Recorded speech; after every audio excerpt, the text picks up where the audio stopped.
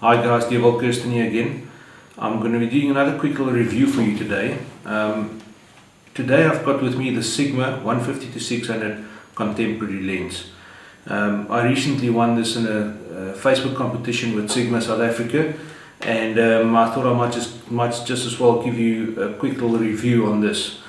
I've been shooting with this now for roughly about 2 months, and I've been doing some birds in flight. Not really wildlife because we don't live in a wildlife area, and done some sports with this. And to be honest with you, I am pleasantly surprised. For what you pay for this lens and what you get, it is a pretty good deal. To be honest with you, it's not a pro lens. It's not the one that you're going to be buying and comparing with a 500 f4 or a 600 5.6 or something like that from the main Canon L lenses or Nikon professional glass. It is not the same. This is a prosumer lens for the guy in the street, the guy that wants to photograph his kids on weekends playing school sports, that want to shoot a little bit of wildlife and birds and not spend huge amounts of money on buying the professional glass. Then you buy this. It's really, for the price you pay and what you get, it's definitely worth it. I've been shooting with this mainly on my Canon 7D Mark II for two reasons. For the crop sensor that's built in here, and for wildlife and sport, it's got the shutter speed, and it's got the frame rates, and it's got the frames per second, and all those little cool things. So that's what I've mainly been using. I've used it on my Canon 6D, and I did a shoot of the Lunar eclipse a couple of weeks ago, and I'll show those photos to you as well. One thing about the Sigma lenses is that you need to calibrate them via the docking station with the camera bodies that you're going to be using with those things. And I must be honest, I must still calibrate this one with my 7D. Thus far I've been quite impressed with the photos. There has been a couple of soft ones slipping in here and there, but it could be human error as well, because you are shooting at really long focal lengths on this, and even a tiniest bit of shake can result in a soft image or a shaky or blurry shot. So why my Canon 7D Mark II as well? Crop sensor. Now, if you're shooting with this at 600mm on the crop sensor, the 1.6 crop factor, you're going to be shooting at effective 900mm of focal range. That is massive. Second thing is, it's going to be fast. It's going to be f6.3 at 900mm. To get the same on a full frame body, you'll need to take a 500 f4, which is going to cost you like 130,000 Rand currently. If you're going to change it down to dollars, $10,000 perhaps. Plus a 2x converter, you're going to be sitting at 1000mm at f8. And on most camera bodies, you're not going to have autofocus on the f8. The newer professional bodies, you will have autofocus at f8, but only in the center focus point. With this, on a crop sensor, you've got 900mm at f6.3 with full autofocus on all the focus points, which is a huge bonus. And talking about autofocus, it is pretty fast. It's not as fast as the L lenses, like I said earlier, but it's fast. It's fast enough for me, for what I'm doing with it. Tracking capabilities on this is also quite well. I'll show you some images where I shot over the weekend. I shot some birds in flight by the ocean, and I didn't have much problems following them. If the bird was big in the field of view, through my viewfinder, the camera and lens had no problem keeping up with it, even at some high speeds. So, the only one thing I will change about this lens is this locking mechanism here. Now, if you're not shooting, you lock it there, so it's basically fixed in its shortest possible length that you've got. When you're shooting, you unlock it, and then you can zoom it out to 600. Now, one problem I've got with this is this front element is quite heavy. So if you move with it, it will pull out the ring. So giving it a shake, you'll see it will slowly pull out again. So if you're not shooting and you're walking around, lock it to keep it in place. But what I would have added to this is that I would have added lock at a specific focal range. So let's say I've taken it to 600 millimeters, and that's what I was going to be shooting at 95% of the time. I would have liked to have added to just lock it there, to keep it there. But now, if you turn the ring, it goes again. And often you would maybe want to have it at 400 or 300 or 250, but you can't lock it to that specific thing. So if you take the lens, if you're shooting freehand, taking it off, and let's say you're putting it down on the lens hood, it will just slide back in. Where if you could have locked it there, it would have stayed, and it would just been ready to pick up and go again. Saying that, and you can see it's pretty easy to handle. It's not like the big lenses where you need a monopod or tripod. You can shoot with this freehand, and most of the stuff you'll see that I'll show you in a couple of minutes is shot freehand. Putting it on a tripod definitely does help, or monopod or something like that, but it's not impossible to shoot with this. Just hand holding it, following it as you're going, and that's a really big bonus, especially at 900 on a crop sensor at f6.3. So that's a huge bonus. Furthermore, about the lens, the build quality is amazing. There's been some videos doing the rounds on YouTube about the weather sealing on this. I've shot with it in a little bit of rain, I've shot with it in dust with some motorsports and some motor rallying, and have not noticed anything wrong with it. I've not noticed any dust on the elements or anything like that. So it's well sealed from the little bit I've used it. It's got some custom function modes, and I presume that I've not used that, so I presume that's what you set up with the docking station. It's got optical stabilization in, which is great. I don't often shoot with it, especially if you're shooting on a tripod at high shutter speeds. It's not going to help you that much. If you are going to be shooting at less than what the focal range is, then I would suggest switching on your stabilization. So if you're going to be shooting at speeds of 1/400, 1/300, 1/250th of a second, unless you're shooting for panning and to get some motion shots in it, I would recommend switching on your image stabilization. And if you're shooting handheld. But as soon as you go over the max focal length of this, 1000, 1250th of a second, 2500th of a second and higher, image stabilization is not going to have a major effect on your images. So, fantastic build quality, really well priced.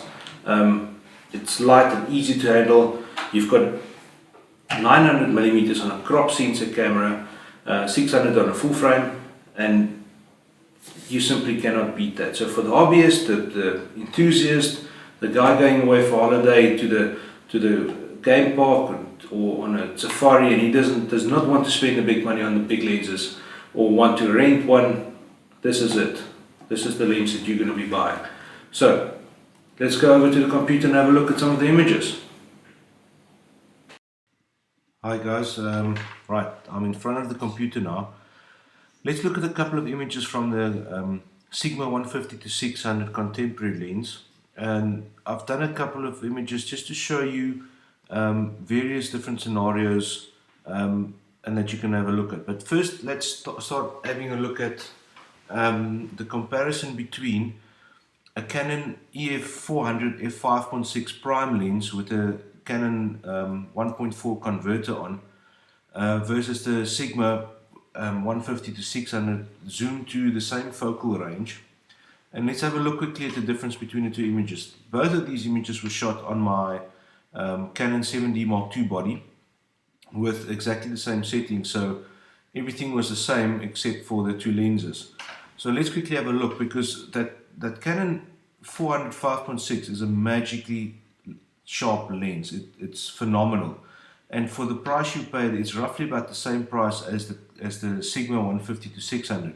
The main advantage between between the difference between the two is that the Sigma is a zoom lens, which is a lot more flexible than just a fixed 400 prime. Plus, as soon as you add the 2x converter onto the 400 5.6, and if you're not shooting with, let's say, the new Canon 7D Mark II or Canon 1DX or 5D Mark III, you are going to be stuck in manual focus only.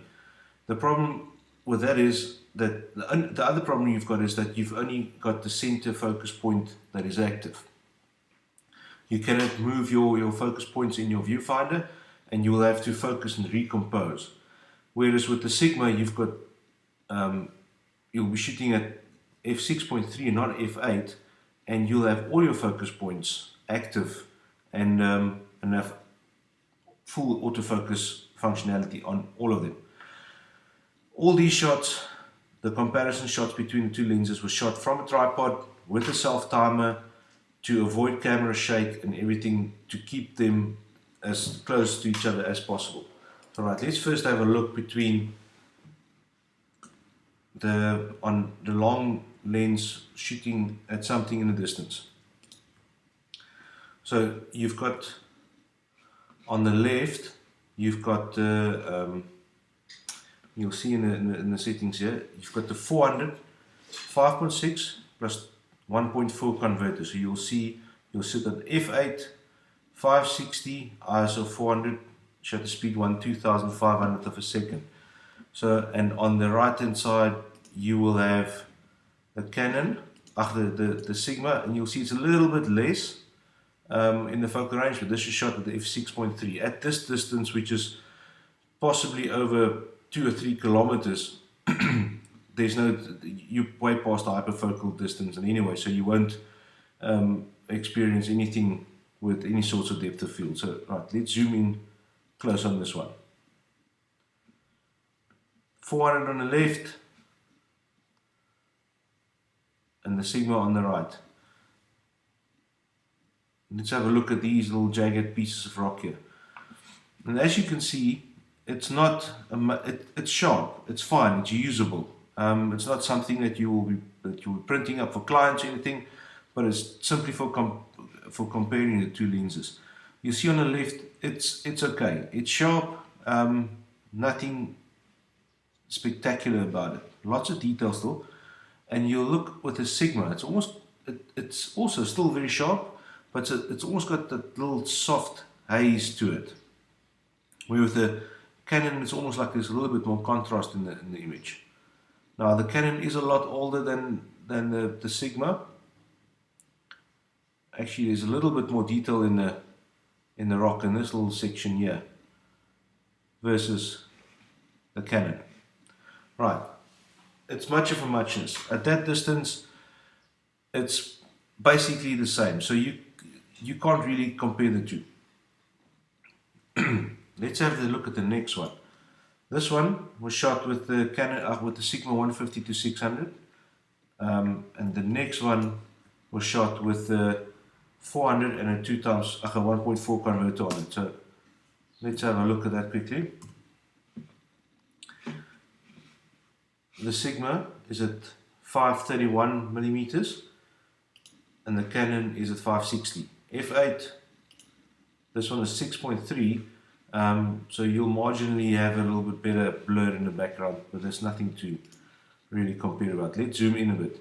Now, something I would look at is the fine text on this little thing, on this little receiver for satellite dish, and you can see it's very legible. You can read everything that's written there. Let's have a look at the Canon. It's definitely sharper. Definitely a lot sharper. Look at the warranty void if removed versus the Sigma one. And both, and again, these were shot from a tripod on a 2-second timer to avoid any camera shake, and settings is all the same except for the depth of field, which is marginal on something so close up. The other thing that we want to look at is chromatic aberration. Let's look at the Sigma. You've got some high contrast points here where you've got very bright and dark areas, and the same with the background and the white from the receiver. And you'll see there's no chromatic aberration happening whatsoever on this. But let's go over to the Canon, and you'll see there's a very fine little purple fringe happening all around the edge. And the same with the highlight over here and on this little black plastic piece. So because it's an older lens, there's definitely going to be more chromatic aberration on it.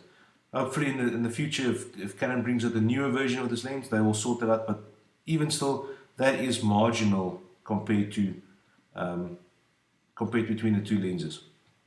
It's definitely not something that's going to make me not buy one lens and buy the other one. The 400 with the converter on is definitely sharper. Right, so let's have a quick look at the Sigma and just the 400 without the converter. So you'll see that the difference is that one will be at 531 millimeters, this one will be at 400. So let's have a look at quickly while it's loading. We've seen the Sigma one already with the warranty void if removed. You can read it, but it's difficult. But if you look at the Canon 400 5.6 lens, it is tack sharply. It's so sharp it'll make your eyes bleed. But let's have a look here. With the teleconverter, you had a lot more chromatic aberration. Now it could be from the teleconverter itself, but without the teleconverter, very little chromatic aberration happening. There's still a little bit more of a fringe happening. If you look close, it looks almost like a little haze around it. But then again, it is so marginal that I would just as well ignore that.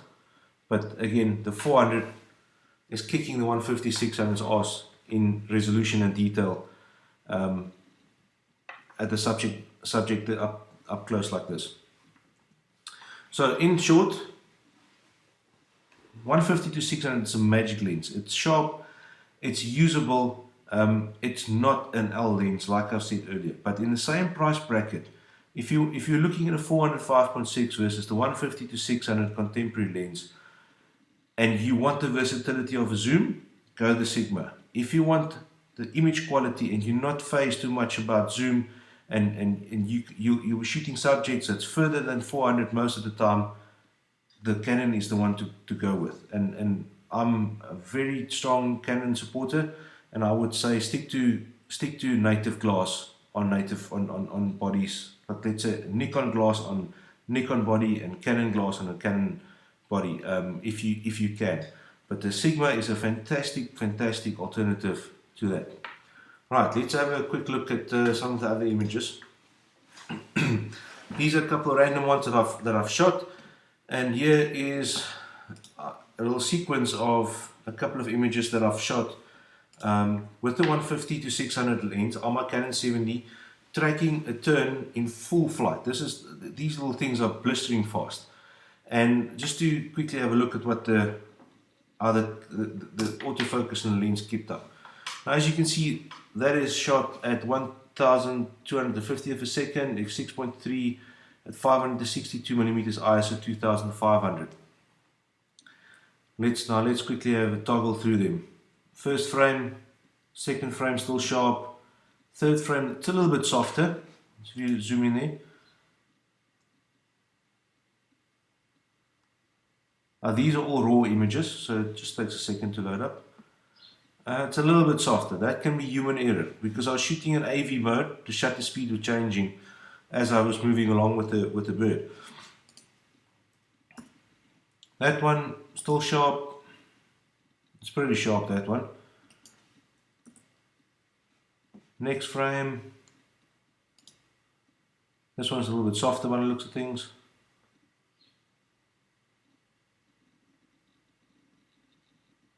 Yeah, it's a little bit softer. And then the last one, the camera jumped, it moved a little bit further away and it went off the focus point and the camera grabbed onto the ocean background. So that at full speed, I'm pretty impressed. Next up, I've got a Egyptian goose coming in for a landing on the rocks by the sea. Let's have a quick look at these ones. Pretty sharp.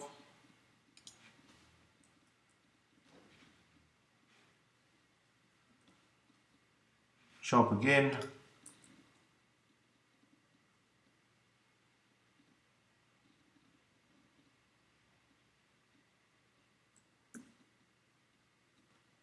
This is one of my favorite ones.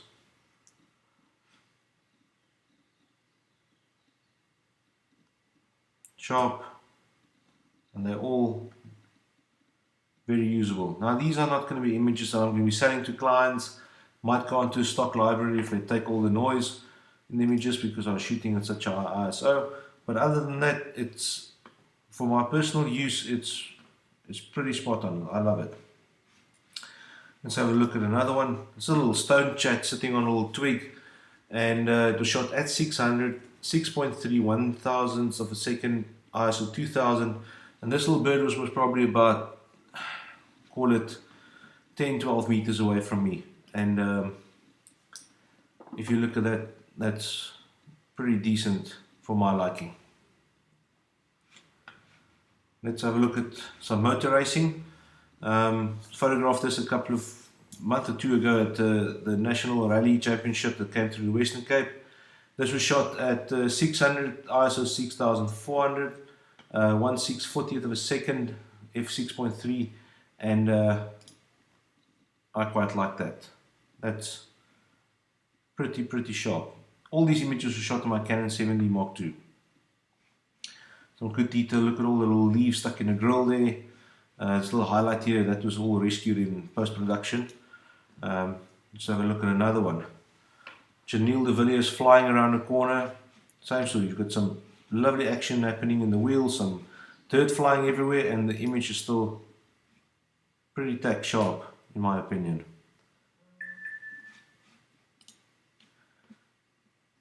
Last, let's have a look at some school sports.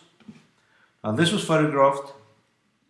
I was sitting behind the goalpost on the try line, and this was the coaches standing on the other side of the field. This is about 120 meters away from me, from where I was sitting.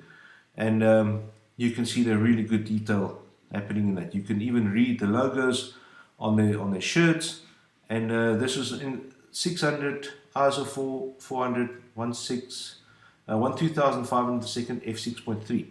So you can, it's really good detail. And this was shot in JPEG.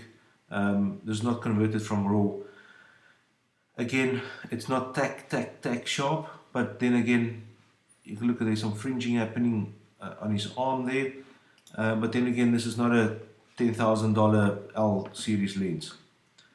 But just to show you the detail, at 900mm effective focal range on the Canon 7D Mark II, I'll take that. Alright, here's some action scenes. Full flight running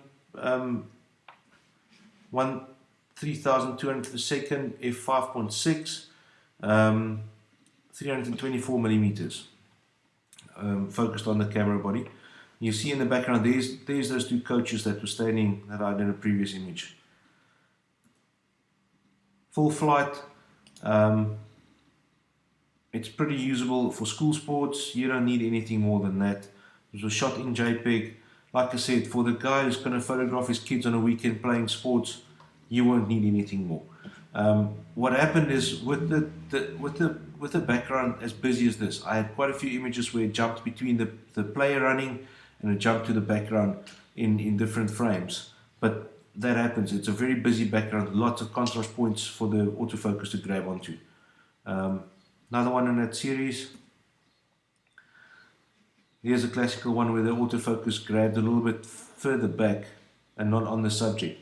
You'll see this player is tack sharp, whereas the scrum half that I was passing the ball, that I wanted to focus just ever so off from the focus. Nice action try being scored, player in the air.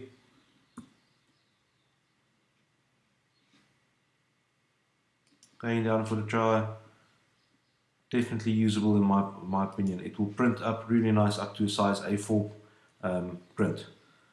This was photographed from behind the goal post all the way to the other side where the scrum was taking place. This was basically on the goal line of the team on the other side of the field. This is also a good 80 odd meters away from me. A little action shot happening there. And this is photographed a power pylon standing on top of the hill, most probably about 4 kilometers from where I was shooting from. And you can see the lovely compression happening from this long focal length between the subject and the mountains behind it. Those mountains look humongous. Then at the very end, shot with my Canon 6D and the Sigma 150-600 contemporary lens, the Lunar eclipse. Now this is a composite image I created from 9 different exposures. The moon far left I shot a couple of nights before the main lunar eclipse. This is the whole sequence. And this was shot, the main red ball was shot at 1/5 of a second at 600 millimeters on my Canon 6D. And also shot with the timer and the remote and all those things. And I am very, very happy with the outcome of these images. Right, so in conclusion, the 150-600 is a fantastic consumer lens. You will never be unhappy with it if you buy it as a general use lens. If you are looking to spend big bucks, go and buy the proper Canon L lens or the Nikon professional lenses. They are definitely worth every single cent that you will spend on them. But if you are the guy who's going to be photographing his kids on weekends, the odd little wildlife, birds here and there, then this lens is definitely the one to go to. Right, thanks again guys. I hope you enjoyed this. Please feel free to leave comments and ask questions. Give me a follow on Instagram. Just look up Dewald Kirsten. My Facebook page, Dewald Kirsten Photography, and also on my website, just dewaldkirsten.co.za. And I'm looking forward to hearing from everybody. Thanks again.